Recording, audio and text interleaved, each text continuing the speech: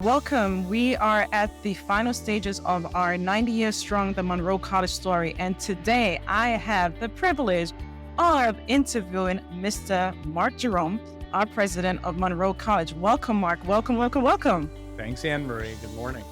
Good morning. So I'm just going to kick it off right away and just ask you a few questions and we'll just free flow this. This is easy going and we'll just have fun with it, okay? Great. Can you start by sharing your journey to becoming the president of Monroe College in 2017? What motivated you to take this role? If you want to start at the beginning, it was really a natural, organic process. I went to college. I majored in political science. I knew I was going to go to law school. I went to law school in Philadelphia. I graduated and I started out as a labor lawyer, knowing that Monroe's has a great reputation with employees, and at any large service-based organization, dealing with employees is an important thing. So I worked as a labor lawyer for a few years, and in the 1980s, our Bronx campus, which had been very successful for 50 years already, was experiencing growing difficulty in the Bronx. And my dad, now Chairman Jerome, made a determination to open a campus in New Rochelle. Fast forward 10 years to the mid 90s, the campus was struggling mightily. And 3 years into my law practice, he asked would I consider coming up to help out lead that campus. And so in 1994, I arrived at Monroe College, first in the Bronx for a little bit. And then really, he sent me to New Rochelle to try to revitalize what was a one building, 200 person adult campus. And that's how I started. And then it's now 29 years later. And really, my role as vice president and executive vice president of New Rochelle prepared me to become the president because effectively I was the chief executive officer of a campus. And many people viewed me as essentially the president of that campus. And so when the time was right to transition in 2017, it was a natural transition. And I became the president then. Okay, so that was easy for you to just take on the role. So it was just a smooth transition into becoming the president because you were almost acting as the president anyway of the New Rochelle campus. That is true. Now, it wasn't easy because, of course, I had giant shoes to fill. And when my dad became the chairperson, I had to fill his shoes in the Bronx. I did not have that person. So for the past 7 years, I've been doing a little double duty, New Rochelle, Bronx, and St. Lucia.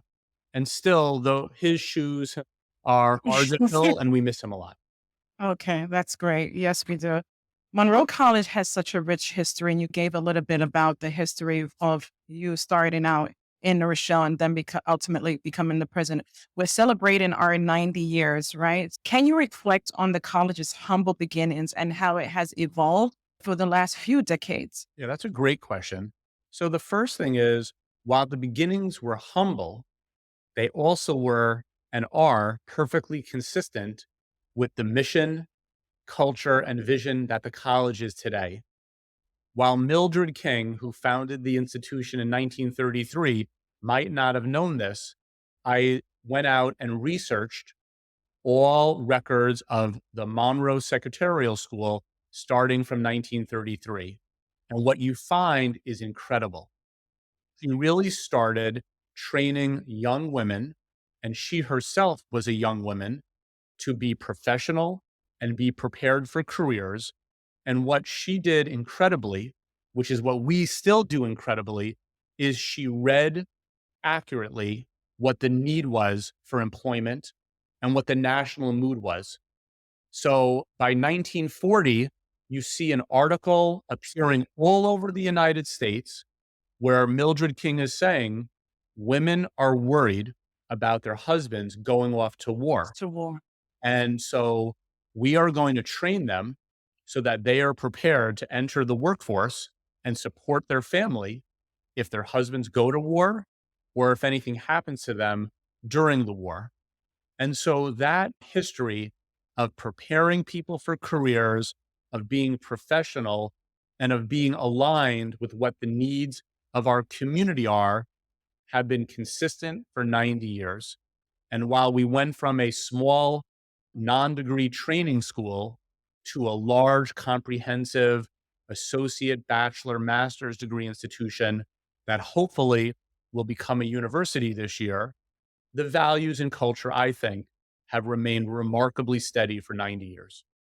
Yeah, and as a graduate of Monroe and a female, I think that story and that history is so important because of what she started back in 1933. I'm able to be a proponent of that. And I think a lot of women can attest to that. So she was almost, Miss King was almost ahead of her time at that time. We what? And how important it was to know that women are going to be so important in the workforce. So thank you so much for that piece of history.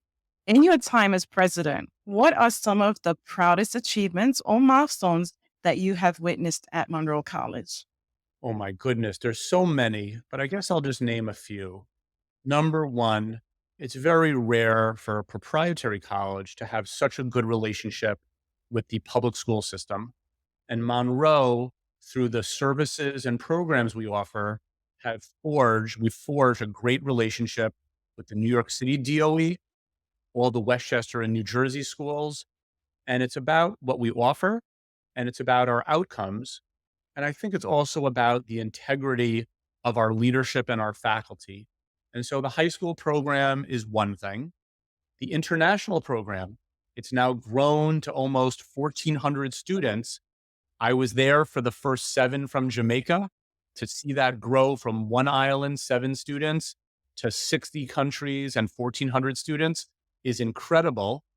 That's a great accomplishment. And the diversity of that accomplishment makes me very proud. Building St. Lucia. I just arrived home last night. That campus is a major driving force on the island. It helps train multiple amounts of people. It helps the government enforce its own policies. And really, our campus in St. Lucia has been a success. And our program with corporations and the unions, particularly 1199, has been a great success. So those, I would say, are 4 major initiatives I'm really proud of. And I guess the last one is the Career Pathways program, where able students who, for one reason or another, were unable to earn their high school diploma, earn their GED and their college degree at the same time. And one of the things I know I read a few months ago is that one thing about Monroe. So you talk about all the different international studies on the campus in St. Lucia, but one of the things I read is that Monroe, I think, is number 3, if I'm not mistaken, in social mobility. Yeah. Number 3 college in the country in social mobility, which I think is so important. Yeah. And that's just to me something to definitely we recognize for that. And I think it's so important. Again, I was an international student, but a person who comes from another country. Right. Monroe has just been such a great thing. It's worked really well for me. And I went to other colleges before I found my home at Monroe. So I'll tell you Go about ahead. that. There was a very famous study, researcher named Rav Chetty, and he looked at social mobility. And Mhm. out of about 2,000 colleges, we were top 50 for moving students from one income level up to To the income next. levels. And that really has been a hallmark of what we do, Right. not training, students who become the richest people, but we're taking people from very modest means and helping Right. them move up the economic and social ladder. Matters. Correct. One of the things that we're going to touch on right now, we're in the 3rd year, I could say, of the pandemic. You can say, or coming out of it. We all know that the last few years were very challenging, right? Due to the global pandemic. How did you and the leadership team at the college navigate these challenges? And what lessons were learned from that experience? So that's a great question. So first thing, we took something that was terrible and turned it into something that was very useful. Prior to the pandemic, the college experienced a cyber attack where our systems were crippled. We were not able to use email. And really, a team led by our VP, Jacinth Coltman, went into action right away, mobilized the faculty, the staff, and the students. And we did not miss one day of classes, even though all of our technologies were disabled. That difficult experience prepared us incredibly well for COVID because on March, 15th, when we went remote, We were ready with the systems, Ready. we were ready with the operations, and we were ready with how to move forward. So that was the first thing. The second thing, which while it took a lot out of me, was definitely very impactful, was constant, positive, but frank communications. So if you remember during COVID, pretty much every week, I recorded a phone blast that went out to all faculty, staff, and students. And it dealt with COVID. It dealt with the death of George Floyd. It dealt with Black Lives Matters. I addressed anxiety and stress and being locked in the home. But to this day, many students and families say to me, those phone calls during COVID were reassuring and were very helpful and helped the students stay in school and make it through COVID. And then the last thing we did is we really did unbelievable job texting and communicating in addition to the phone blast. We know younger people don't read emails as well. And so we engage with all this different kind of communications, and it really helped. And then the last thing is our faculty and staff remained on a singular page of how to approach COVID, how to help our students, how to be flexible, how to be generous, and how to be understanding. And that culture, I think, helped us navigate successfully during COVID. Okay. So on a personal note, how did you feel? Because that is what you did with your team, right? You were like the catalyst, but how did you, Mark Jerome, handle all of that personally? And that's a topic I'm just taking offline. I'm just Yeah. asking for myself because you're just as important, right? As what everybody else, you're like the catalyst and was holding everybody or the glue holding it. But how did Mark Jerome himself handle those challenging times? It was difficult. It definitely took a toll on me because we went from having a workday that was defined to having an undefined workday. We went from talking to people to doing what I'm doing now, looking into a camera, staring straight ahead, speaking into a microphone. Probably the most difficult part of it was hearing from all the students and faculty of the grave difficulties they were facing during COVID. Remember, our New Rochelle campus was the first community in the nation to experience the first COVID breakout with serious illness. And then our Bronx campus was in the community that had the highest infection rate and death rate in the nation. And when Governor Cuomo came on every day and was forecasting the wave of COVID rising into May of 20, guess what? In May of 20, we started having hospitalizations and deaths at the college. And it was very difficult, very trying. And so much so, I ended up having a surgery, my only surgery of my whole life, July of 20. And I attribute it to the stress of Mm. COVID. Thank you for sharing that with us, Mark. I appreciate that. The college has developed a strong reputation as an academic powerhouse. We're a force to be reckoned with. Monroe, I always say Monroe proud, Monroe strong. What factors do you attribute to the success, and how have you maintained this momentum? So that's a great question. A couple of things. Number one, without being intentional about it, we've built this incredibly diverse faculty and staff.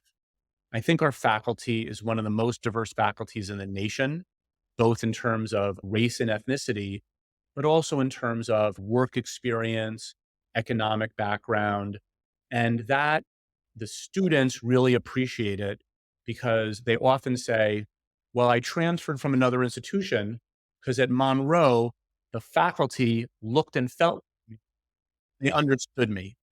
That's a very important thing. And we did it really without all the formal DEI policies and all that.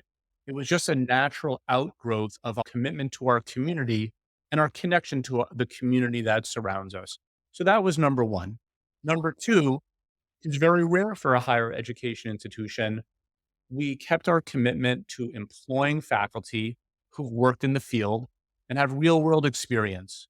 And we resisted hiring people who only have published academic documents. And that I think has served us well as higher ed has moved from the theoretical to the practical. We were there before that. And then the last thing, while many colleges spend their time chasing wealthy students, their high SAT students, we have always stuck to our mission of focusing on generally low income, first generation Black and Latino students and sticking with that mission and valuing it and just loving what we do, I think has kept a consistency of purpose and a consistency of mission that has allowed us to be successful. And one of the things from that too is that there's a good amount of people that actually work at the college that were students of the college. Myself being one of those people that are now associated because Monroe has always been like a family. And I think that's just important too to see for students to see not only when you graduate, but you can graduate from Monroe and ultimately become a professor. You can ultimately become part of the administration. You can become an employee of the Monroe family and Monroe institution. So I think that's good to also see too that when we graduate, there's still a home for us at Monroe. True. Definitely. So looking back on the past few years of your presidency, so you've been president now for 6 years, right? Can you highlight any specific initiatives or changes that have contributed to the college's growth and success, especially within the last 6 years? Yeah. During that time, we reintroduced career pathways. It had been a vital part of our history long ago, but at some point, which was appropriate then, we stopped it. I think during my presidency, we reinstituted it, invested in it, and it's been both a enrollment success and a community success. We also, in 19, made the decision to invest in corporate and community partnerships, moving Pamela Della Porta over there. And that has yielded great results for the college. The third thing was there was a time we were going to leave St. Lucia and leave the campus because it had struggled. And we made the decision to invest in it and to reorganize it. And that has really paid off handsomely. And I think the last thing is just instituting new technologies like Power BI that have transformed the way we understand the college and just brought in a different level of technology to the institution and technology leaders that help us understand and work much more effectively and efficiently. So those are a few things Right. I'm super proud of. Yes, great. That's good to know. As we're celebrating the college's 90th anniversary, we're all excited about that. Are there any particular stories or anecdotes from Monroe's college history that stand out to you that are illustrative of the enduring spirit of Monroe? Just this weekend, I think I had 3 examples just from this weekend. So if you go on my social media, you'll see I jumped on a JetBlue flight to St. Lucia. I sat in my seat. The flight attendant came over and said, "I know you. I graduated Monroe College in 2009. I was enrolled by Jahila Smith from St. Thomas. Anna K. Dennis helped me out greatly. And your career services office got me a job at the White Plains Crown Plaza. They then gave me full time and transferred me to the Crown Plaza near the airport. At the airport, I met the JetBlue flight attendants who convinced me to come to JetBlue and President Jerome. It's now 10 years later, and I make more than 6 figures, and I attribute it to Monroe. So that was number one. Uh-huh. Number two, on the way home in St. Lucia, I was getting on a helicopter, and the manager of the helicopter company came out and said, "I'm also a Monroe College graduate from St. Lucia, and I've done very well." And then the third story, which is a great story of social mobility and resilience and dedication and drive, is a woman named Selena Suarez, who's a well known alum. But when she arrived at Monroe, she told the story of coming from a family of multiple siblings, none Yes. of which ever graduated high school. She was the first in her family to get her GED, her college degree. She left us briefly for St. John's, came back, got her Hmm. bachelor, went back to St. John's for her master's, worked in our international office, and then got a job at a nonprofit, eventually went to work for Salesforce, started her own nonprofit, and she's been incredibly successful. And this weekend, she emailed Dr. Cardy and me asking to come onto faculty. So I call that a full three kind of Beautiful. nice full circle stories. And I'm sure there's a lot of success stories just like that. So you just named a few of them, but definitely many more history of Monroe College students who have something that they can tell, some story that they can tell about their 90 years of being here, different people, different stories, different backgrounds, but all with, like you said, the full mission of what Monroe stands for. So, what are some of the most exciting developments or projects currently underway at Monroe College that you can share with us and our listeners? So we're always looking for programs where there is a shortage of employees and a need. And one program, which we didn't expect to engage in, but we are, is automotive. So a very large multi-million dollar car dealership approached us saying they have a dearth of qualified mechanics. There's only two non-degree schools in New York, and the starting pay is in the 50,000s with an associate degree. If you partner with us, we'll give you our facility to teach it out of. And we're going to get that program up to Albany, a certificate and an associate degree. And I'm excited about that. I'm also excited about a new program on the St. Lucia campus through the World Bank. It's called the Human Capital Resiliency, where there's a $20 million grant from the World Bank to St. Lucia, and they've chosen Monroe College as one of their providers to educate something like 375 students a year in the vocations. And that we expect that to start this year. And then we just continue to add on in the clinical health areas and hiring great deans and great directors. So I would say those are three areas I'm excited about going forward. Okay. Let's talk a little bit about the future. So these are probably some initiatives over the next maybe year or 2 years. But can we talk about maybe looking ahead, maybe 5 years, 10 years? Where do you see Monroe in the next 5 to 10 years? How do you see us growing? What do you envision for the role of Monroe in the community and the broader educational landscape? So first thing, I'm hoping, and we're working very hard on it, that we acquire university status this academic year. And so if we go from Monroe College to Monroe University, while it doesn't change everything, it changes some things, especially with foreign students.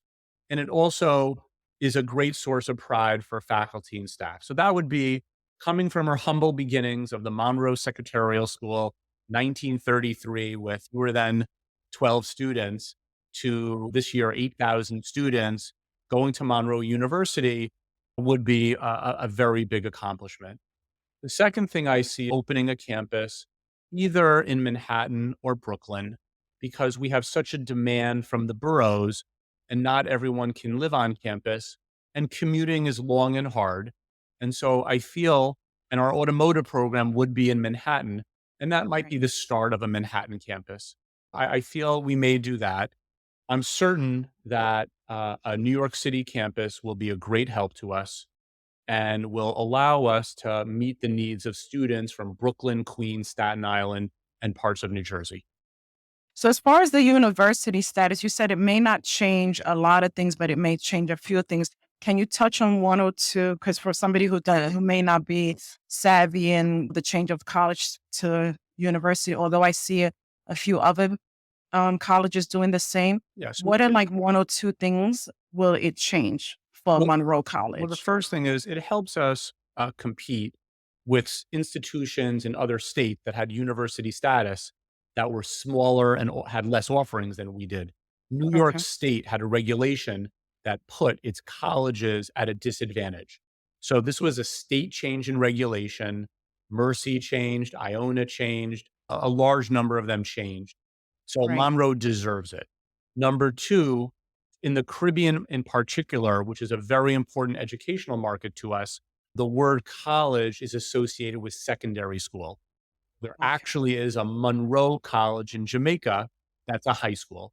So Okay. from those countries, becoming a university is important because it has a certain value and identity to those students coming out of high school. Thank you for clarifying that for me. So we talked about the pandemic and how Monroe was basically ready for the change, especially to do online classes. So let's talk a little bit about Monroe's college's approach to technology and online learning, how it's evolved, especially in the past couple of years? And how do you even see it evolving? More online classes, maybe different approaches. Can you talk a little bit about that Mhm. as far as the approach from a technological standpoint? Sure. So prior to the pandemic, there was a slight negative connotation to online classes, and many students had a preference not to take online. The pandemic changed all of that, and the college continued to improve in our delivery of online classes. And so all of a sudden, there is a huge group of adults and foreign students who prefer the online environment. It allows them to keep their jobs, to babysit at home, to not to have to commute. So that has been a world of change. And then at the college, we've just dedicated more and more resources to assuring our online technology, our online pedagogy, and our online offerings are excellent and continue to move forward. Let's talk about the alum. Me being a very proud Monroe alum, can you discuss the role of the alumni in the Monroe College legacy, its ongoing success, and are there any notable alum stories that inspire you? I love that. Yeah. First thing, I think because Monroe focuses on first generation students, that leads to some extent the thankfulness and the approach our alumni have to the college. They did not take going to college for granted. So when they graduate from Monroe, they appreciate it. And I think our leadership from me on down does a wonderful job letting our alumni know we have their back even after they graduate. So we've always offered these lifetime career placement services. But at the end of the day, we will help out our alumni wherever they are and whatever they need. And we get calls and requests all over the place, including for alumni to come back to work at Monroe, to teach at Monroe. I think some of the nicest things I've seen are now our alumni sending their children to Monroe, or in some cases, their Their grandchildren. grandchildren, yes. This year's graduation, we had a number of parents with their who graduated with their children graduating. We had older sisters and younger brothers, older brothers and younger sisters. But that's one of the nice things about my life is that I even this past summer, we were experiencing a quality of life issue in the Bronx, and we brought together a group of 17 members of NYPD. And when we all went in the room, the first woman said, I'm a proud graduate from Monroe College, 1996. And I did my associate and my bachelor's. And then the next woman said, and I'm a proud mother of a graduate who came from high school in Queens, went to New Rochelle, and now she works for the court system and she's doing very well. So those multi-generational stories and examples, I think, are a great validation of what we're doing. We have a great group of legacy alums and a great group of legacy alums. And even when I think about when I look at the back at the graduation video, and I like that part where you said, now you are an officially graduate and an alum, and then they turn. I think that's one of the proudest moments Yeah. because the legacy will always be we're proud Monroe graduates. And I just like that part when they just take their tassel and turn it over because they will be forever connected to look at that smile on your face. It's that I'm reflecting the Yeah. energy and exuberation in the graduation hall. And Yeah. I am speaking over them and saying, now Hmm. take your tassels from the Yes. left to the right, Yeah. and you are Yes. now graduates of Monroe College Yeah. and to the alumni. But that's Yes. always my favorite part of the Yeah. I uh, can tell by that glow on your face. I can tell. So Monroe, we talked about the different campuses, the New Rochelle, Bronx, St. Lucia. Now you're saying in the next year or so, we'll probably be having campuses in Manhattan. But we talked about the multiple campuses. How does the college maintain its sense of unity and identity across these diverse settings? we are intentional about our culture, and it's the one thing that's non-negotiable with us. Number one, you have to be collegial. The world is hard nowadays. Politics are hard. We want coming to work to be pleasant. We want our staff and faculty to like each other, believe in each other, respect each other. And that's also true of our students. So it really doesn't matter if the faculty, staff, or students are high performing. They also have to be incredibly collegial and warm to each other. And I think that distinguishes us in higher ed for having that value and honoring that value. You've given us so much information, background, and just your feeling. And I can see there's a sense of pride that you have at being the president. I can see the smile on your face. I can see with all your reflections. So, as we come to a close on this segment, what message or advice do you have for current and future students, as well as anyone interested in enduring the legacy of the Monroe College, soon to be Monroe University? Good. So, first thing, I always say to students what I would say to my three daughters. When you pick an institution, you have to visit it, you have to walk around, and you have to imagine yourself studying there. And you have to ask your question, can I imagine myself being happy there? That is what we have always communicated to prospective students. And we think students who want a diverse background that's warm, career oriented, that has very strong outcomes, Monroe College is a great place. Same thing for faculty and staff that want to work here. We're not Harvard, but boy, oh boy, we are a unique, interesting culture that is not easily replicated. And if you want to work somewhere where you come to work every day knowing you're making a positive impact on students and our community, Monroe College is really the place for you. Generation after generation. Is there any parting words that you would like to give us? Is there anything that you would like to just say to our listeners as far as the graduates, current students, faculty, staff, as the president? Is there something, a parting word that you would like to say? For me, I actually like to thank all of our students, faculty, and staff for giving me the privilege and the honor of being the president.